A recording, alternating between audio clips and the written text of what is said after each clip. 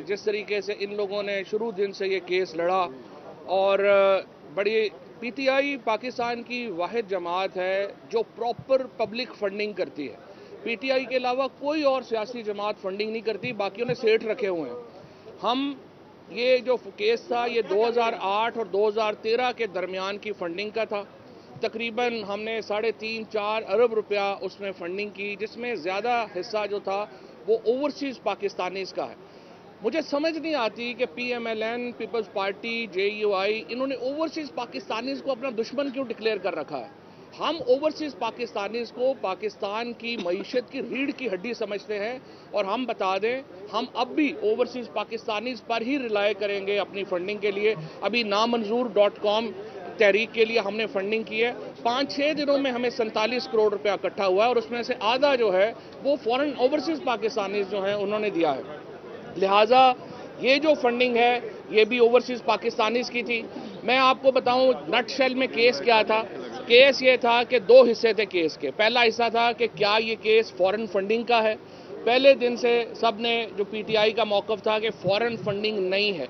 आज इस election commission ने, जिससे हमें कोई तवक्को ही नहीं थी, सच्ची बात है, ये भी सारा कुछ करके ये भी इसी नतीजे पे पहुंचे हैं कि फॉरेन फंडिंग नहीं थी। नंबर 2, अब इन्होंने कहा है कि 16 अकाउंट्स ऐसे हैं जो पीटीआई की सीनियर लीडरशिप ने खोले लेकिन वो डिक्लेयर नहीं किए गए।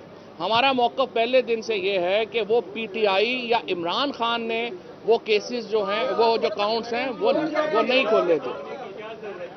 वो जो अकाउंट 16 अकाउंट्स हैं उनका पीटीआई से जो था वो इमरान खान के डायरेक्ट लिंकेज में नहीं है। वो जब हमें नोटिस अब मिला है, अब पहली बात तो तय हो गई कि फॉरेन फंडिंग नहीं है। जो पीएमएलएन और हमारे 1-2 दोस्त हैं हमारे ग्रुप जियो के, वो वाले भी कह रहे थे कि जी पता नहीं शायद वो साबित हो जाए। तीसरा ये है कि अब हम अगला जो मरहला है वो शुरू होगा जिसमें हम बताएंगे कि ये 16 अकाउंट्स भी लीगल है, इनमें भी कोई लीगैलिटी नहीं है। तीसरी बात, हमारा मौक़िफ़ पहले भी ये था, अब भी यही है, peoples party, PMLN, JUI parties का तमाम लोगों को बड़ा अहम है कि पता होना चाहिए फंडिंग कहां से आ रही है। पीटीआई समेत किसी जमात को यह हक हासिल नहीं है कि वो अपनी फंडिंग को अवाम से छुपाए, और ये जो असूल है ये तमाम जमातों पे लागू होता है। पीटीआई का आपने कर लिया, अब हम आपसे उम्मीद रखते हैं कि आप जल्द से जल्द बाकी जमातों की फंडिंग लोगों के सामने लेके आएंगे ताकि पता चल सके कि वो कहाँ खड़े हैं और पाकिस्तान में कानून की अमलदारी हो। जी सर। हाँ, कि क्या खान साहब ने जो इलेक्शन कमीशन ने की जो हमारे पास आई कि खान साहब ने मिस डिक्लेरेशन की? मिस डिक्लेरेशन नहीं की ना। देखिए ना, मैं इमरान खान को एक ऑडिटेड अकाउंट मिलते हैं। हम अपने अकाउंटेंट से कह रहे हैं, जैसे मसलन आरिफ नकवी का आप लेते हैं या किसी का लेते हैं, ये जरा थोड़ा इस पे ये आ जाता है कि जी मुझे मेरा ऑडिटर कह रहा है कि ये सारे अकाउंट्स लीगल हैं, मैं अपने अकाउंटेंट के ऊपर बिलीव करके साइन कर दूंगा। तो मुझे तो जो बताया जा रहा है, मैंने तो अपने जो फैक्ट्स जो मुझे मालूम है उसी के ऊपर करना है ना। ये जो 16 अकाउंट्स जो कह रहे हैं कि इमरान खान को डिक्लेयर करने चाहिए थे, अगर इमरान खान को पता ही नहीं तो वो कैसे डिक्लेयर करेंगे? तो ये हम उसका जवाब भी बाद में दे देंगे। जी, वफाकी हुकूमत को इसलिए भेजी जाती है और हमें इसलिए भेजी जाती है कि वो अकाउंट्स जो हैं उनको सीज किया जाए और उनको कन्फिस्केट किया जाए। हम ये समझते हैं कि ये कन्फिस्केशन भी गलत है। कन्फिस्केशन को भी हम चैलेंज करेंगे। ये फैसला आज का दुरुस्त नहीं है। जो 16 अकाउंट्स जो खुले हैं जिनमें पैसे हैं वो सब्सिडरी अकाउंट्स हैं। सब्सिडरी अकाउंट्स को आप कन्फिस्केट नहीं कर सकते।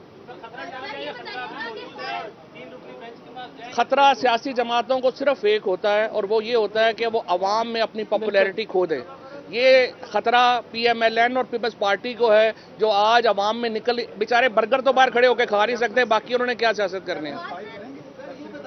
वो इलेक्शन में रेफरेंस जा रहे हैं। वो कहती है कि हम आवाम की अदालत में जाएंगे। पीपल्स पार्टी कहती थी जब खिलाड़ी साहब का मामला हुआ था आवाम की अदालत में जाएंगे।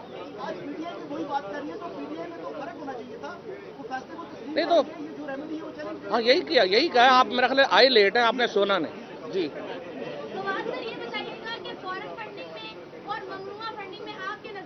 नहीं, फॉरेन फंडिंग में तो ये फर्क है ना कि फॉरेन गवर्नमेंट्स जो है वो पार्टी को फंड कर रही हों। जैसे कि अभी फारूक ने और मलिका ने कहा कि आप जरा JUI की फंडिंग निकालें ना और देखें कि जो सैफुल इस्लाम कज़ाफी थे वो तशरीफ लाए थे यहाँ पे, तो कैसे आए थे और वो क्या करने आए थे। तो जरा फजलुर रहमान साहब की फंडिंग जब आप निकालेंगे तो तब आपको पता चलेगा फॉरेन फंडिंग क्या होती है। और एक और ब्रादर मुल्क की बुलेट प्रूफ गाड़ियों के ऊपर और हेलीकॉप्टरों के ऊपर नवाज शरीफ कैंपेन करते रहे। आपने सवाल पूछा है भाई, आरिफ नकवी ने ऐसा मैच कराया था जिसमें पेशावर को गालियां दी गई, फैसलाबाद को गालियां दी गई। अच्छा, वही फंडिंग तहरीक इंसाफ ने इनको दी गई। इसके ऊपर आपका क्या मौक़िफ़ है?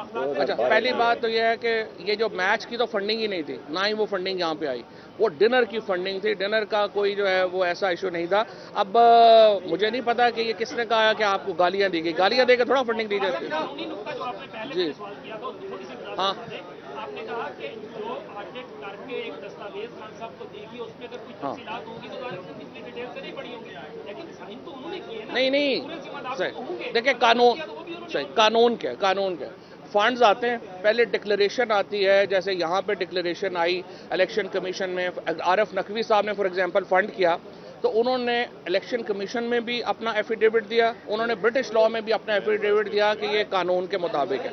उसके बाद दूसरे मरहले के ऊपर आपका जो अकाउंटेंट है वो वेरीफाई करता है, उसके बाद वो चेयरमैन को रिपोर्ट देता है कि जी ये वेरीफाइड अकाउंट्स हैं, तो आप बिलीविंग ऑन दिस प्रोसेस आप साइन करते हैं। देखिए बात ये जो मिस डिक्लेरेशन की बात हो रही बार मिस डिक्लेरेशन उस सूरत के अंदर है कि अगर कोई पैसा हमें वसूल हुआ और हमने अपने बैंक अकाउंट्स में जमा ना करवाया, वो जमा है।